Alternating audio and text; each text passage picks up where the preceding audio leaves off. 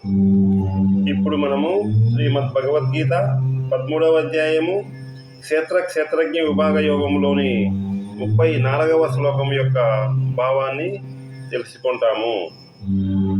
యదా ప్రకాశయత్తేకః కృష్ణం లోకమిమం రవిః క్షేత్రం క్షేత్రీ తదా కృష్ణం ప్రకాశయతి భారత.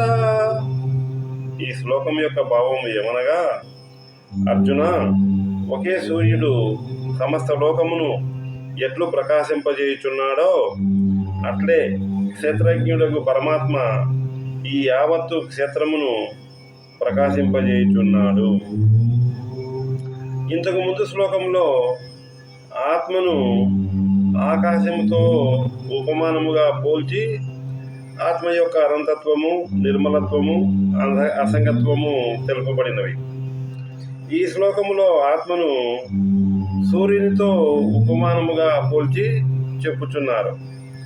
సూర్యునితో చెప్పుచున్నందువలన ఇక్కడ ఆత్మ యొక్క ఏకత్వము, అసంగత్వము, తర్వాత వెలుగు, జ్ఞానము, చైతన్య స్వరూపంగా ఉండుట, సాక్షిగా ఉండుట, ఇటువంటి లక్షణములు, ఆత్మ యొక్క లక్షణములు మనకు తెలియజేయబడుతున్నవి.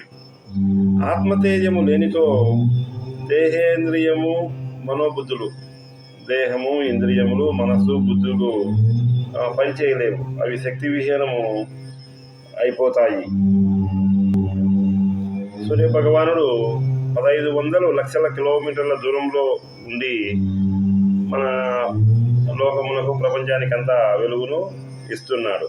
సూర్యకాంతి వలననే సృష్టిలోని అన్ని కార్యక్రమాలు నడుస్తూ ఉన్నాయి.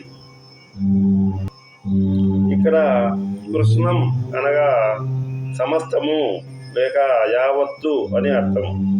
కావున ఈ పదానికి జాగ్రత్త, స్వప్న, సుషుప్త అవస్థలు, మూడింటి అవస్థలలోనూ కూడా ఈ ఆత్మ ఉంటుంది అనేది ఒకటి అర్థం చేసుకునేవలను.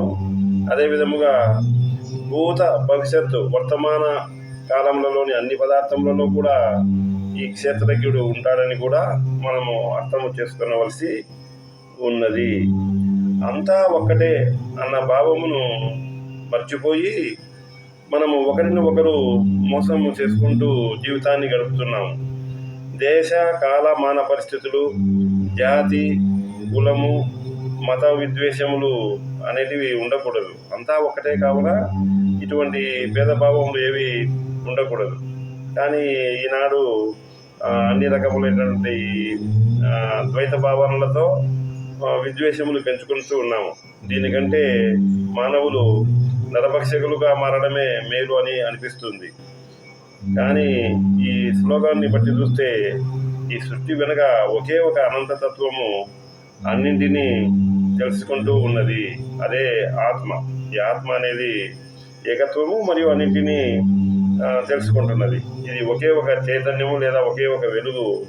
ఇది శరీరము, మనస్సు, బుద్ధులు అనేటటువంటి భౌతిక ప్రపంచాన్ని ప్రకాశింపజేస్తూ నడిపిస్తూ ఉన్నది. సూర్యుడు ఊరక అక్కడ ఉంటున్నాడు. అది అతని స్వభావం. ఆయన ప్రపంచానికి వెలుగునిస్తాడే కానీ ఆయనకు ఎటువంటి కోరికలు, ఉద్దేశ్యములు లేవు. వెలుగునియడము మాత్రమే ఆయన కర్తవ్యం.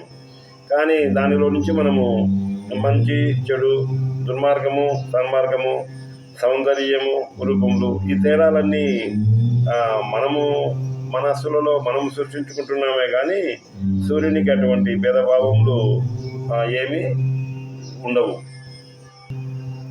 అదేవిధముగా ఆత్మ నిత్య పరిపూర్ణము, ఆనందమయమైనటువంటిది, నిత్య చైతన్యముతో కూడినటువంటిది, అన్నిటినీ ప్రకాశమయం చేస్తూ ఉంటుంది. కేవలంగా ప్రకాశవంతం చేస్తూ ఉంటుంది.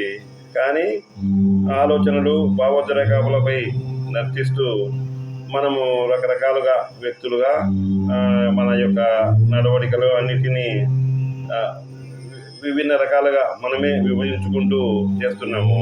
కానీ అన్నిటికీ ఎటువంటి భేదభావము లేకుండా వెలుగునిచ్చేది ఆత్మ అనేటటువంటి పదార్థం. దీనిని తెలుసుకొని మనము ఆత్మ సాక్షాత్కారము పొందవలసి ఉన్నది.